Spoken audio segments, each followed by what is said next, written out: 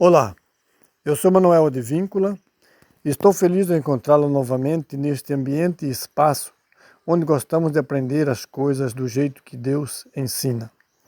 Nos últimos 2 vídeos, nós iniciamos uma série onde estamos falando sobre saúde na perspectiva de Deus. E hoje nós queremos falar com você, meu amigo, minha amiga, a respeito de mais um remédio natural que Deus deixou para nós. Estou falando da água. Isso mesmo, a água é um remédio natural. Você pode até pensar que não, mas nós vamos ver que a água é um excelente remédio natural. Muito bem, vamos falar um pouco sobre os usos internos da água. A água é o principal componente do nosso sangue. Cerca de 70% do nosso peso total é água. O nosso corpo usa a água para arrefecer e para limpar, e também para manter o equilíbrio químico adequado do organismo. Perdemos água quando transpiramos, na respiração e nos dejetos do corpo. A perda de 20% de água do nosso corpo pode ser fatal. Os atletas que bebem água apenas para acalmar a sede não têm a mesma resistência que aqueles que ingerem a mesma quantidade de água que perdem. Os atletas que bebem mais água não se cansam tanto e a temperatura do seu corpo mantém-se muito perto do normal. Então, vemos por aí a importância dos usos internos da água no nosso organismo, né?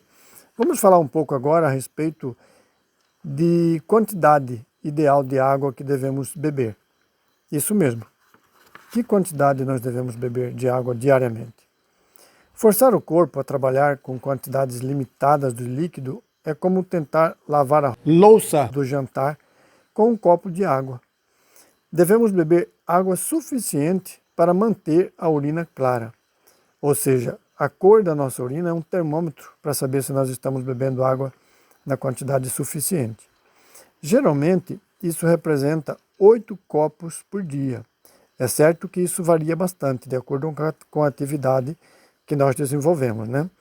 Pessoas, por exemplo, que trabalham sentadas a maior parte do tempo em escritórios, que não fazem bastante esforço físico, elas poderiam ter essa referência de 8 copos por dia. Agora, pessoas que trabalham em serviços pesados, braçal, por exemplo, esses devem tomar mais água ainda.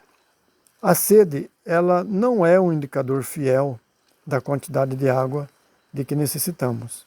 Por isso, nós devemos tomar água regularmente, independente de estar com sede ou não, para assegurar a quantidade necessária de água para o nosso organismo. Muito bem, falamos dos usos internos da água, já falamos da quantidade de água que devemos beber, né? E agora vamos falar um pouco da relevância de que tipo de líquidos nós devemos beber. A água pura é o melhor líquido para o corpo. A maioria das bebidas contém açúcar, que pode retardar a digestão, contribuir para o aumento de peso, provocar flutuações no nível de açúcar no sangue e requerer mais água para sua metabolização. Ou seja, não é interessante tentar suprir a nossa necessidade de água por outros tipos de bebidas. Os refrigerantes, por exemplo, do tipo cola, contêm fósforo, que pode reduzir o cálcio do organismo e contribuir para a fragilidade dos ossos. Quase todos os refrigerantes contêm aditivos artificiais que podem irritar o estômago ou sobrecarregar os rins ou o fígado.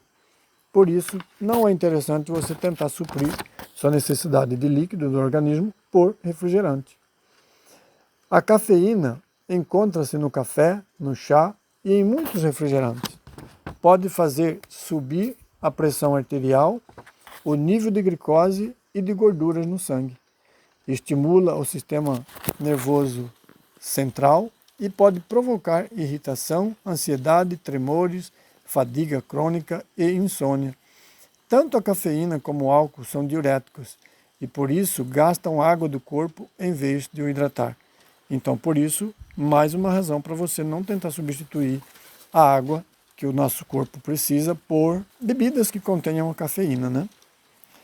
Ok, vamos falar agora sobre Que consequências resultam de não se beber a água na quantidade suficiente? Vamos lá. Os rins têm de trabalhar muito mais para expulsar os resíduos tóxicos e podem ficar doentes. Todas as células do organismo precisam de água para funcionar bem. Por isso, uma ingestão incorreta de água pode provocar problemas e doenças. A fadiga e dor de cabeça são um resultado vulgar de se beber muito pouca água. Ou seja, não vale a pena você se poupar de tomar água. Nós devemos tomar água em quantidade suficiente para evitar problemas e doenças. Eu sei que muitas pessoas têm dificuldades, acostumam o paladar com coisas picantes e acabam achando que a água, o sabor da água não é atrativo, né? E por isso tomam refrigerante e outros tipos de bebida para substituir a água, mas isso não é correto. Ok, vamos agora falar um pouco sobre a importância do uso externo da água, né? O uso externo da água é importante. Os banhos regulares ajudam a limpar a sujidade e os detritos da pele. A água fria, por exemplo, pode ajudar a reduzir a febre e a água quente pode transmitir calor ao corpo arrefecido. Muito bom. Um banho de água quente ajuda a relaxar e a conciliar o sono. Então, se você, por exemplo, tem dificuldade para dormir, tomar uma ducha de água morna ou quente ajuda a relaxar e você vai conseguir dormir com mais facilidade. Tem dificuldade de se levantar de manhã? Se você tem dificuldade, experimente terminar a sua ducha quente com um banho frio ou uma fricção da pele com uma toalha molhada em água fria. E você vai ver que isso vai ajudar bastante. Não esqueçamos que a água é a substância mais importante para o nosso organismo. Use água abundantemente para gozar de boa saúde e vitalidade. Muito bom. Nós queremos fazer uma comparação da água física, né, com a água da vida, que é Jesus.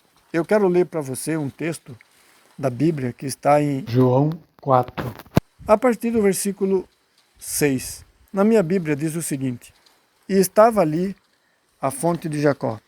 Jesus, pois, cansado do caminho, assentou assim junto da fonte. Era isto quase a hora sexta. Veio uma mulher de Samaria tirar água. Disse-lhe Jesus: Dá-me de beber. Porque os seus discípulos tinham ido à cidade comprar comida.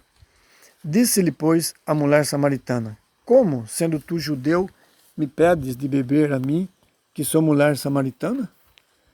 Porque os judeus não se comunicam com os samaritanos. Jesus respondeu e disse-lhe: Se tu conheceras o dom de Deus, e quem é o que te diz, dá-me de beber, tu lhe pedirias e ele te daria água viva. Disse-lhe a mulher: Senhor, tu não tens com que tirar a água, e o poço é fundo. Onde, pois, tens a água viva? És tu maior do que o nosso pai Jacó, que nos deu o poço, bebendo ele próprio dele e os seus filhos e o seu gado? Jesus respondeu e disse-lhe: Qualquer que beber desta água tornará a ter sede, mas aquele que beber da água que eu lhe der nunca terá sede, porque a água que eu lhe der se fará nele uma fonte de água que salte para a vida eterna. Disse-lhe a mulher: Senhor, dá-me dessa água, para que não mais tenha sede e não venha aqui tirá-la. Disse-lhe Jesus: Vai, chama o teu marido e vem cá.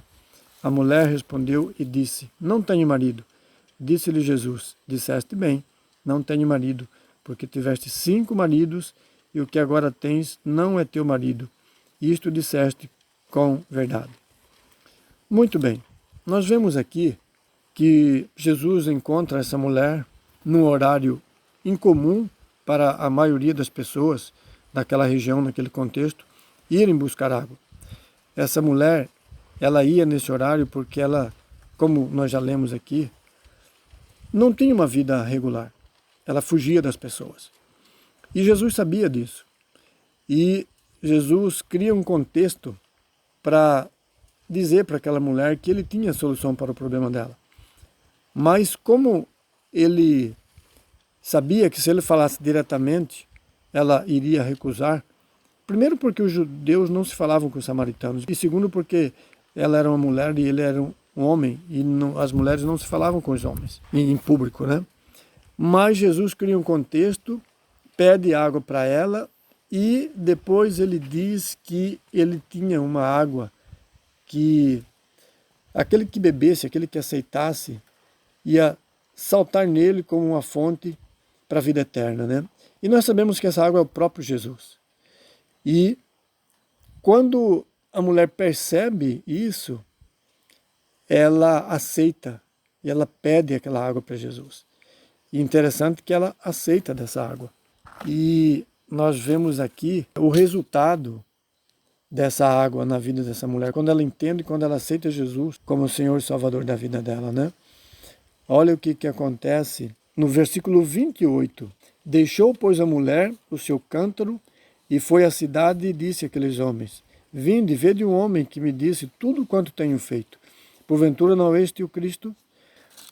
Então, veja bem vocês aqui que aquela mulher aceita a água da vida, que é Jesus, ela passa por uma transformação e ela de imediato já começa a divulgar aquela descoberta que ela faz do Messias, né? Vai lá na cidade, avisa as pessoas, aquelas mesmas pessoas que ela fugia delas, por conta da vida errada que ela levava, mas a partir do momento que ela aceita a água que Cristo oferece, ela passa por uma transformação e ela começa a se aproximar das pessoas para falar dessa transformação e para apresentar Jesus para as pessoas, né? E nós vamos lá para o verso 39 e nós vamos ver o resultado desse contato dela com as outras pessoas, né? Verso 39 diz o seguinte: E muitos dos samaritanos daquela cidade creram nele, esse nele aqui é Jesus, pela palavra da mulher que testificou: Disse-me tudo quanto tenho feito. Indo, pois, ter com ele, os samaritanos rogaram-lhe que ficasse com eles, e ficou ali 2 dias. Muitos mais creram nele por causa da sua palavra. E diziam à mulher: Já não é pelo teu dito que nós cremos, porque nós mesmos o temos ouvido, e sabemos que este é verdadeiramente o Cristo, o Salvador do mundo. Meu querido, minha querida, aquela mulher teve um encontro com Cristo, bebeu da água e foi transformada, e serviu de um canal de bênção para outras pessoas. Não quer você também aceitar esse convite de aceitar Jesus como a água da vida, como seu Salvador, e passar a então ser também uma fonte que salta para a vida eterna, alcançando outras pessoas? Pense com carinho e ore pedindo que Deus o ajude. Isso era o que nós temos para partilhar com você hoje. Então, um grande abraço, fica com Deus e até o nosso próximo encontro.